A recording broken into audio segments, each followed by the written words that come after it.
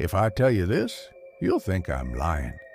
Maybe you'll call it a prank or a ghost story meant to scare tourists on long road trips. But I swear to God, every word is true. I worked the night shift at a motel just off Highway 6 in Nevada. Not the chain kind. No free breakfast, no indoor pool.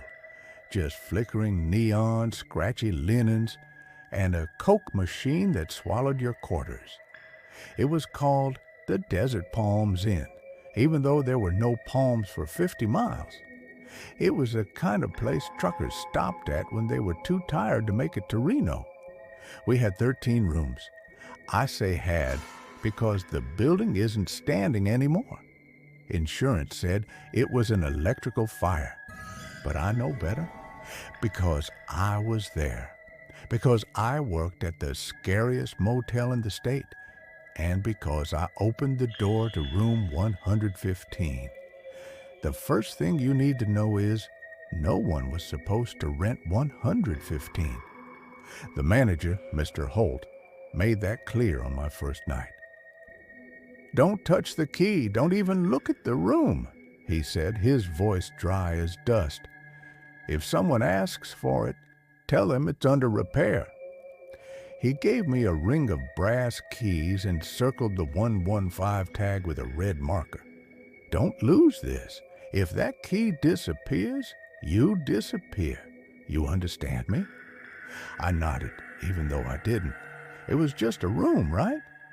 But Mr. Holt didn't joke. He had a lazy eye that made it hard to tell what he was really looking at, and a faded scar that ran from the corner of his mouth down into his shirt collar. When I asked him about it once, he said, "That room don't like people. Never did." The first week was uneventful. I sat behind the scratched-up desk, watched reruns on the lobby TV, and handed keys to bleary-eyed guests who never made small talk. Occasionally, someone would ask about the boarded-up room at the far end of the lot. "What happened there?" a woman with 3 kids and a dog asked. "Maintenance," I lied like I was told. But that wasn't entirely true. I noticed things. The longer I worked there, the more I noticed. Every room had a dusty window with the curtains drawn, but 115's curtain moved. Sometimes it bulged, as if someone were pressing their face against it, watching me, even though the door was locked and the window nailed shut. Once, around 2 a.m., I heard scratching, like long nails dragging across wood. It came from the far end near 115. The next morning, I found long gouges on the floor just outside the door, like something had clawed its way inside. I asked Mr. Holt about it. He looked at me, deadpan. "Still think it's just a room?" It was on my 4th weekend that the old man arrived. He came in during a thunderstorm, the kind that cracks the sky wide open.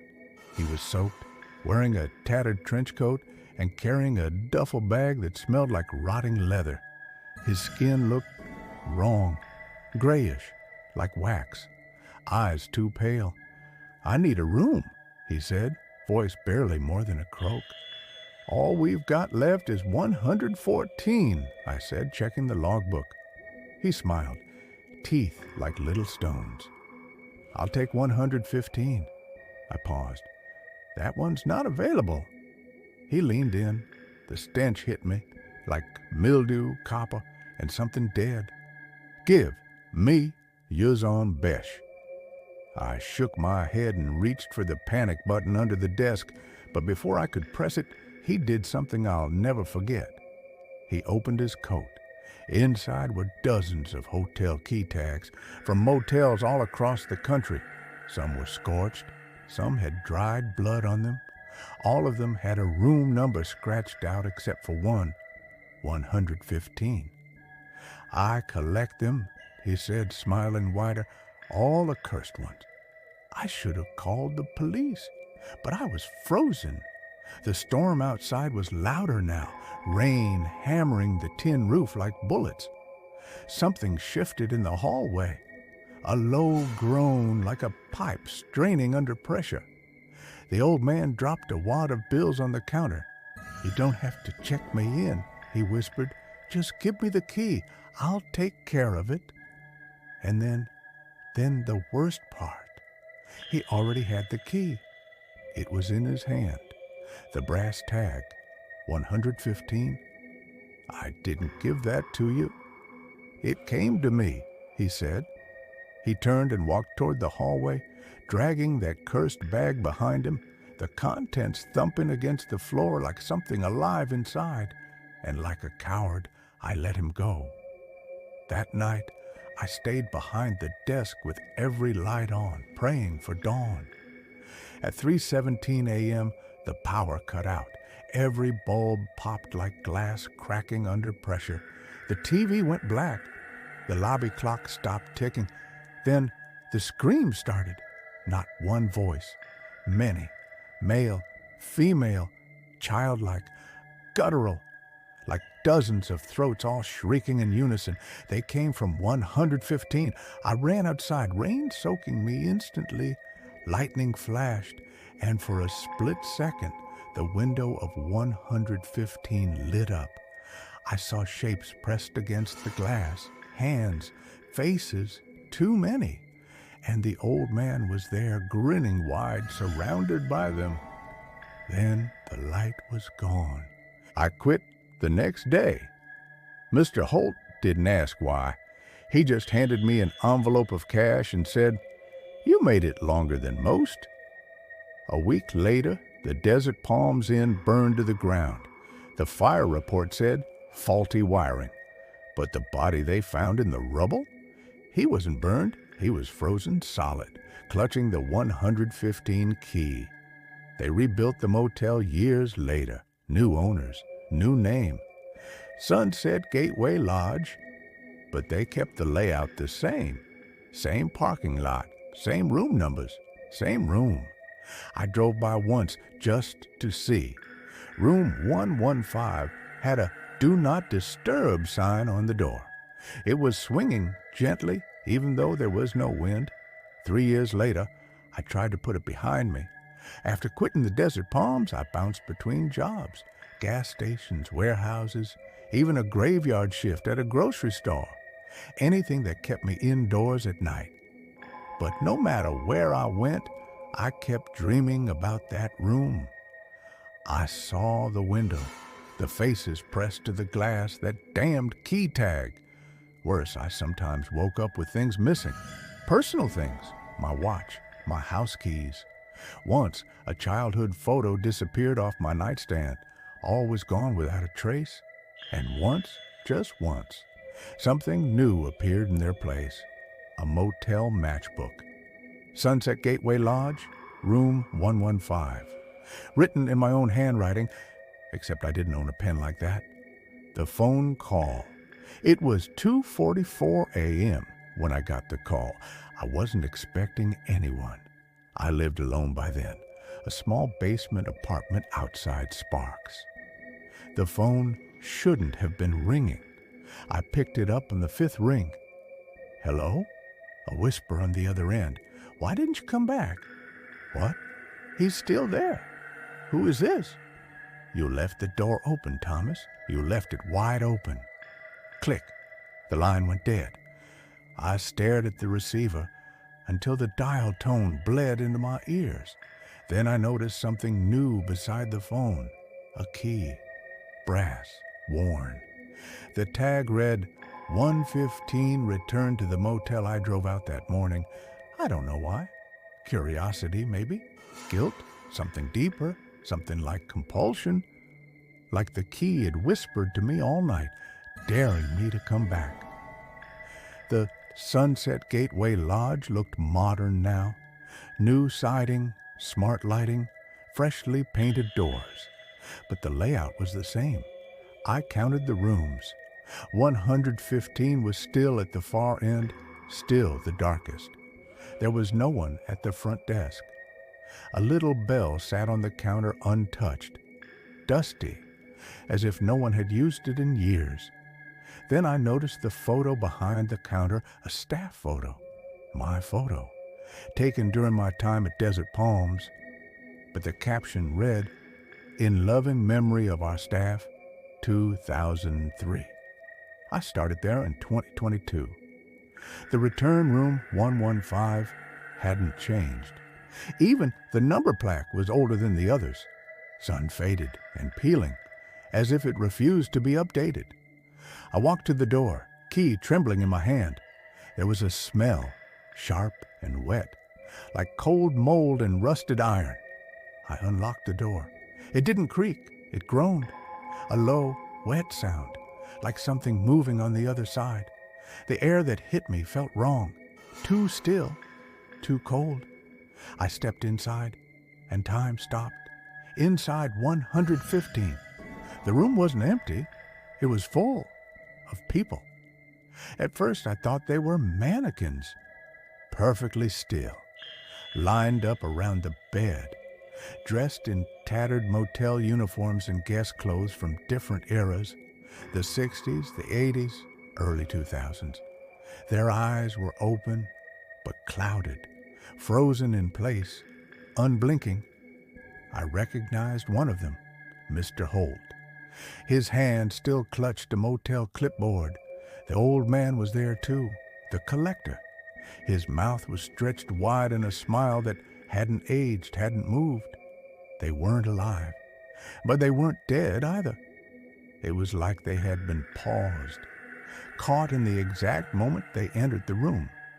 And then something moved. The bed shifted. No, not on the bed. Under it. The thing beneath something was under the mattress. A pulsing shape, long and sinuous, like a massive centipede trapped in burlap. It undulated slowly like it was breathing. The air thickened. My vision swam.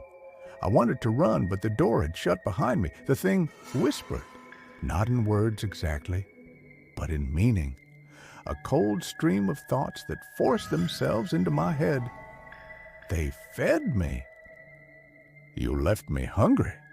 A shape rose from the floorboards, not a shadow, a hole in light, forming into a human silhouette. Its face was mine. It walked toward me, feeding the room. The air was syrupy now, dragging at my lungs. The version of me, the shadow, opened its mouth. No tongue, no teeth, just an endless tunnel. And from behind me, the frozen figures moved. They turned their heads, slowly, jerkily, all of them looking at me. Then they whispered, "Stay." I lunged for the door. It burned my hands, cold as dry ice. My fingers blistered, but I forced it open. As I ran, I felt the key in my pocket vibrate, shrieking with some silent psychic pitch. I hurled it into the desert sand behind the motel and didn't stop until I saw the city skyline, the ending that wasn't. I don't know what's keeping that room contained. Maybe it's the building, maybe it's the number, maybe it's just waiting. But I know this, if someone enters that room and closes the door behind them, they don't leave the same way. Some don't leave at all. And some become part of the room. I've never gone back, but sometimes late at night, when I hear whispering from the walls or see faces and reflections that shouldn't be there, I know it's calling again. The key is back in my drawer, the man with no shadow. The nightmares got worse. Every time I closed my eyes, I saw that room, not as it was, but as something deeper, older. Beneath the motel, beneath the desert, beneath time. A rotting mouth yawning wide, swallowing years and lives and memory.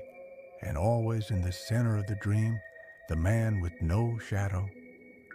He walked through the hallway of the desert palms, or the sunset gateway, or wherever the cursed place had rebuilt itself. His steps made no sound. His hands were long and pale, and his eyes were empty sockets filled with rooms. Countless rooms, doors forever opening and never closing. And then one night, I saw myself walking beside him. Letters in the walls. I finally told someone. Her name was Elise, a librarian I met through a support group for insomnia sufferers. She didn't laugh, didn't call me crazy, just listened quietly and said, "There are stories like yours, old ones." She brought me a box of newspaper clippings the next day, all about strange deaths in roadside motels, people vanishing, rooms sealed shut, burned down inns that never appeared in any fire marshal records. One stood out. Murder-suicide at the Starlight Rest, 1955, room 115, and another, room of death, 1981, hotel in Idaho. Guests found frozen in summer heat. Room number 115. It wasn't the same building. It was the same room. The keyhole one night, unable to stop myself, I returned to the Sunset Gateway. Not to go inside, just to look. I brought bolt cutters and gloves, broke into the maintenance closet behind the office, and used an old set of blueprints Elise had found to reach the crawl space beneath the rooms. It was there I found it, a trap door under room 115. It wasn't locked. I should have turned back. I wanted to turn back. But something had changed. The room wasn't just calling me anymore. It was waiting. Under the room, I descended the narrow wooden ladder into complete darkness. The flashlight flickered the moment I reached the bottom. What I saw down there, I struggled to describe it. The floor wasn't made of earth or concrete. It was stitched. Patches of fabric, carpet, skin. Hundreds of motel key tags embedded like teeth in the walls. Many were labeled 115, but some were blank. And in the center, a mirror.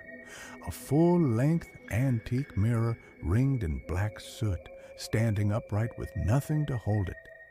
My reflection wasn't me. It was me in the room, pale, lifeless, one eye missing. Behind me stood them, the frozen guests, the collector, Holt, the man with no shadow. The reflection smiled.